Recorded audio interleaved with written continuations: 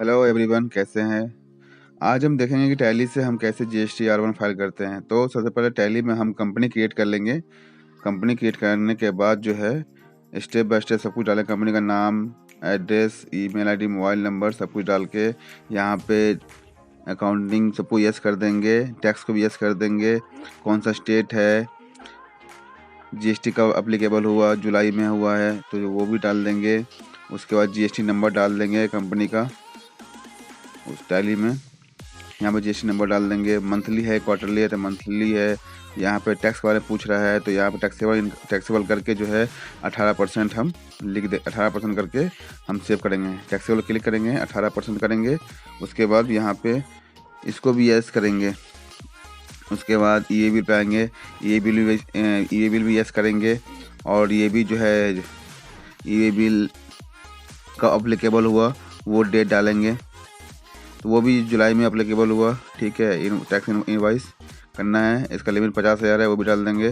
सबको यस करने के बाद यहाँ ओके कर देंगे, कंफर्म कर देंगे। यहाँ पे कंपनी बन चुकी है आपकी। उसके बाद वाउचर में जाएंगे। वाउचर में देखेंगे कि बिल नंबर डालने के लिए वो अल्टर नहीं हो पा रहा है, तो हम पहले इसको अल्टरेशन करेंगे। वाउचर में जाएंगे, सेल्स में जाएंगे। यहाँ पे मैनुअल ऑटोमेटिक को मैनुअल करेंगे। उसके बाद सेव करने के बाद बाहर आ जाएंगे, स्किप दबाएंगे। अब यहाँ पर देख सकते हैं कि जैसे हम एंट्री करेंगे तो यहाँ पे नंबर टाइप करने के लिए हो गया है। मतलब इनवॉइस नंबर हम कैसे टाइप करें, अपने मन से जो डालना पड़ता है वो हम डाल सकते हैं। तो यहाँ पे हम एक एंट्री करके रखे हुए हैं। तो मैं प्रॉफिट और लॉस में जाएंगे और इसका हम सेल देखेंगे, कौन से मंथ का सेल है। तो अप्रैल और जून का सेल है। ठीक है, तो ये दोनों सेल्स और सेल्स अकाउंट, क्योंकि सेल में 18% है और सेल्स में 28% है, तो दोनों का हम ले लेंगे। उसके बाद जो है यहाँ पे देख सकते हैं कि मेरे पास 3 एंट्री है, सेल्स का और सेल्स अकाउंट का। उसके बाद हम जाएंगे स्टैचुरी में जाएंगे, उसके बाद जीएसटी रिपोर्ट में जाएंगे, उसके बाद जीएसटी R1 में जाएंगे। ठीक है, यहाँ पर देख सकते हैं कि एक एरर यहाँ पे दिख रहा है।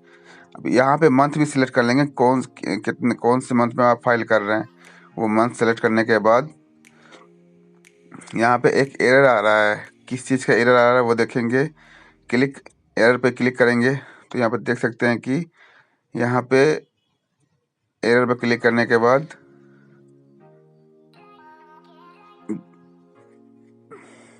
यहाँ पे एरर आ रहा है। देख सकते हैं कि ये एरर है, टैक्स का दिक्कत आ रही है सेल्स अकाउंट का। ठीक है, तो यहाँ पे जो है HSN कोड डाल देंगे। HSN कोड की दिक्कत आ रही है, तो HSN कोड वहाँ मिस था, इसीलिए सेल्स नहीं उठा रहा था। अब यहाँ पे HSN कोड डाल देंगे, बिल से देख के हम डाल देंगे 995461 डाल देंगे। उसके बाद जो है सेव कर देंगे, या उसके बाद एस्केप दबा के बाहर आएंगे। देख सकते हैं कि यहाँ पे एरर हट चुकी है। जैसे एरर हट चुकी है उसको एक्सपोर्ट में जाएंगे, एक्सपोर्ट में ई रिटर्न पर क्लिक करेंगे। उसके बाद जीएसएन करेंगे। जीएसएन करने के बाद हम पाथ सिलेक्ट करेंगे कि कौन सा पाथ है, हमको कहाँ रखना है। ठीक है, C ड्राइव में रखना है, D ड्राइव में रखना है, तो चलिए जहाँ पे टैली है वहीं पे हम वही पाथ रखते हैं। पाथ सेलेक्ट करने के बाद यहाँ पे एक्सपोर्ट सेंड कर देंगे। सेंड करते ही यस करेंगे तो यहाँ पे आपको जीएसटी R1 का जेएसएन डाउनलोड हो चुका है। अब इस जेएसएन को जो है हम पोर्टल पे अपलोड करेंगे। तो चलिए हम जीएसटी पोर्टल खोल लिए।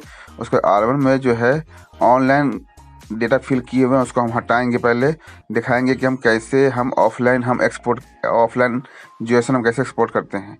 देख सकते हैं कि यहाँ पूरा डेटा हटा चुके हैं। अब यहाँ पे मंथ सेलेक्ट करने के बाद जो भी मंथ है वो मंथ सेलेक्ट करने के बाद जो है हम यहाँ पे जेएसएन अपलोड करेंगे ऑफलाइन से।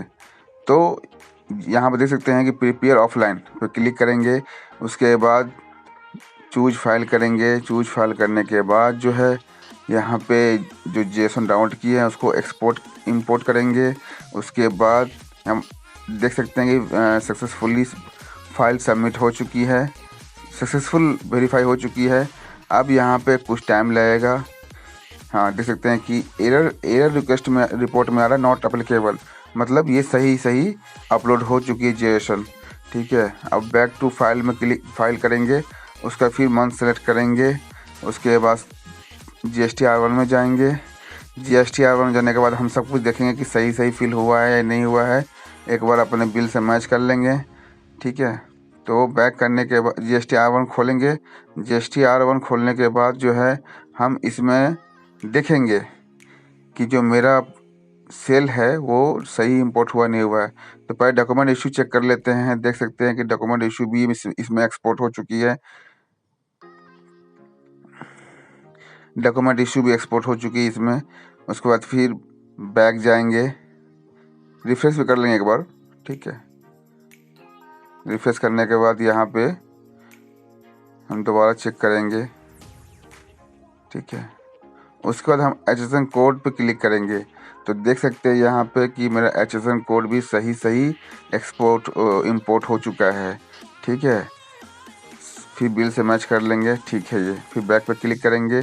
उसके बाद जनरेट समरी पर क्लिक करेंगे।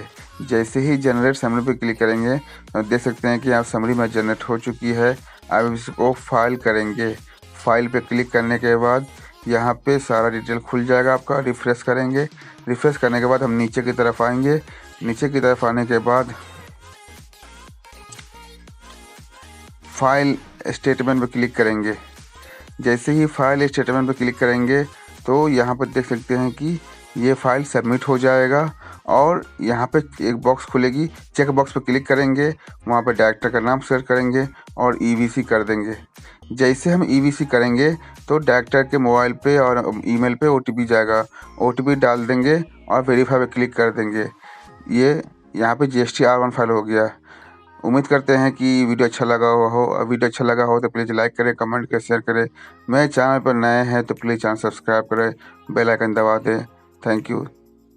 और प्लीज़ अपना कमेंट में ज़रूर कमेंट ज़रूर करें कि आपको इसमें क्या दिक्कतें हैं या फिर आपको क्या समझने में प्रॉब्लम आ रही है।